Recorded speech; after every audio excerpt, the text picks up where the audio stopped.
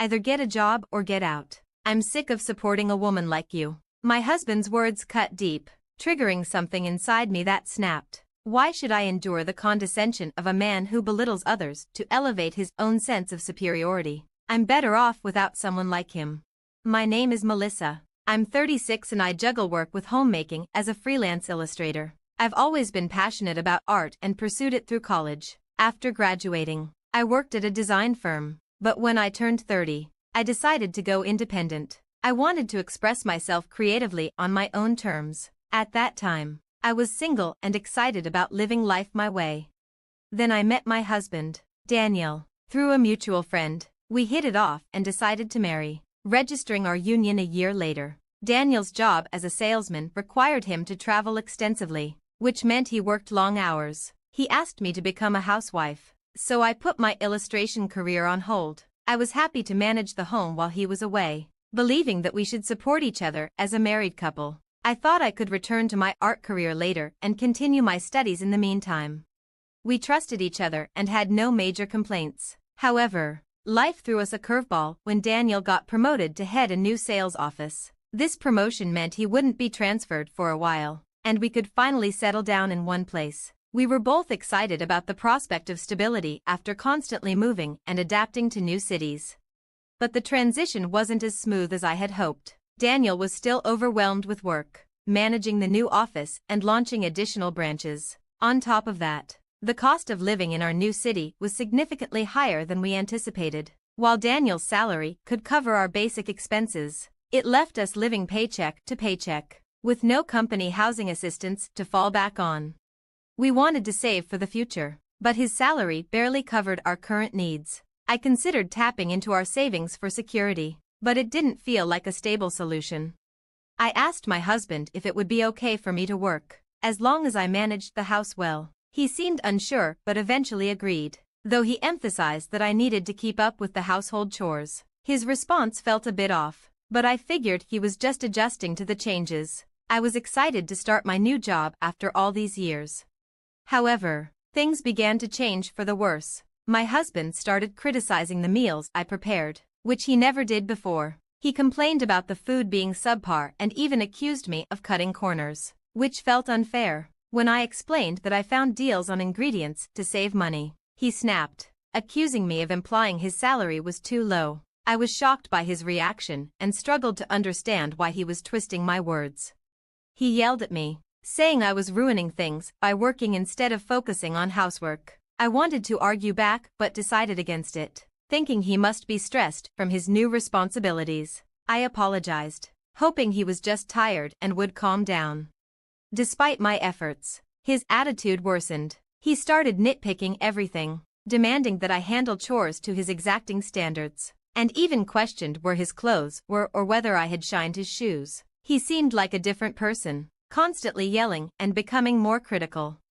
Balancing housework and my job proved harder than I expected. I tried to work around the chores, but my husband's high standards meant that housework took up most of my time. When I suggested he help with the chores, he retorted that my job was worthless and that I should quit. He began to belittle me as just a housewife, using it as an insult. His constant criticism and refusal to help made everything feel overwhelming, and my distrust in him grew. Even though I was working, I was still treated like a housewife. I didn't understand his logic. My pay was low, but that was because he kept interrupting me, making it hard to get more work done. Frustrated, I decided to focus more on my job and do fewer chores. One day, while cleaning, I found his old pay stubs on his desk. Out of curiosity, I looked at them and was shocked to see that his salary was about half of what I had been told. I wondered where the extra money was coming from. He had supposedly gotten a promotion, so why was his salary lower? I couldn't find any old pay stubs from before the promotion, and I felt certain something was wrong. Then, my husband's uncle called. He said he had lent my husband a lot of money and was wondering when he would be paid back. It dawned on me that my husband had been covering the salary gap with loans from his uncle. I was devastated. I apologized to his uncle and promised to pay him back. Even though I felt awful, the uncle was kind and said to repay him when we could. That night, I didn't mention the debts or the pay stubs to my husband, but my frustration with him grew. He continued to belittle me, criticize my cooking and cleaning, and interfere with my work. When I tried to stand up for myself, he slammed his fist on the table and insulted me, saying I was wasting money and questioning who was providing for us. I was done with his behavior. I told him that I was doing my part and that his words were contradictory. I didn't want to put up with his insults anymore. He said I should start earning money if I wanted to complain, and I thought he should do the same. I stayed silent as he continued to insult me, saying I was a burden and that I should leave if I wasn't going to work. His triumphant look as he said these things sent a shiver down my spine. He probably thought I'd apologize, but I was ready to leave. I grabbed my packed bags and started to walk out. "You can't do anything on your own anyway," he said. I gave him a cold look and said, "I'm leaving this behind." I slapped the divorce papers I'd gotten from the city hall onto the table. He looked stunned and didn't know how to react. I told him, "Make sure you fill these out and send them soon," then left for my parents' house. I had already told them what was happening, and they welcomed me with open arms. My parents were upset about his attitude, the low income, and the debt. They strongly advised me to get a divorce, which I intended to do. My dad offered to help me find a lawyer if I had trouble with the divorce process. I thanked him for his support, hoping to end the marriage quickly. A week later, my husband showed up at my parents' house. "Did you fill out the divorce papers?" I asked. He looked nervous and said, "I'm sorry, please reconsider the divorce." I was surprised by his sudden change in attitude. Although my parents were skeptical, they agreed to let him in to talk.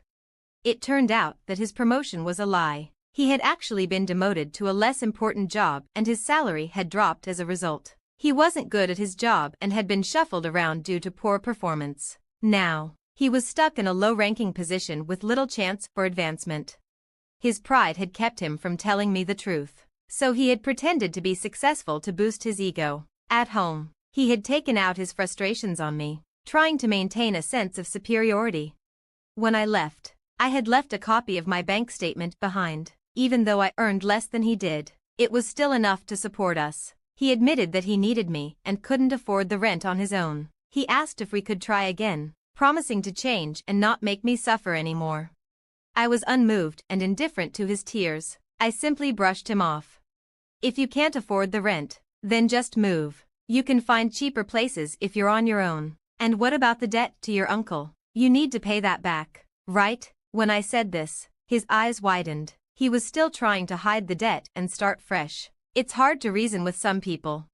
I understand that he was borrowing money to get by, but if we're talking about starting over, he should have been honest about everything. My dad added, "You've been so dishonest. I can't imagine letting you have custody of our daughter now. What were you planning to do about the debt without telling her?"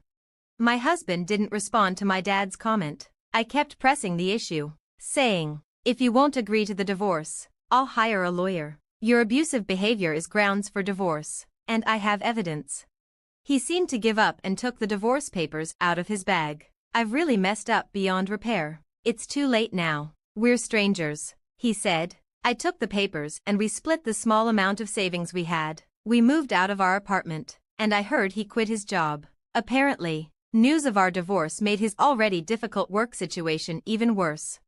He said he was paying back his uncle slowly and working part-time. After the divorce, he reached out several times, asking to reconcile and saying he realized I was the only one who had been on his side. His constant pleas made me uncomfortable, so I changed my phone number. If he had set aside his pride and been honest, maybe things could have been different, but I couldn't forgive his abusive behavior, and the love had faded long ago. I walked away and focused on my career as an illustrator. I'm busy, but every day feels fulfilling. I looked out the window from my computer, thinking about how that moment of courage had changed my life. I'm living my one and only life to the fullest, with no regrets.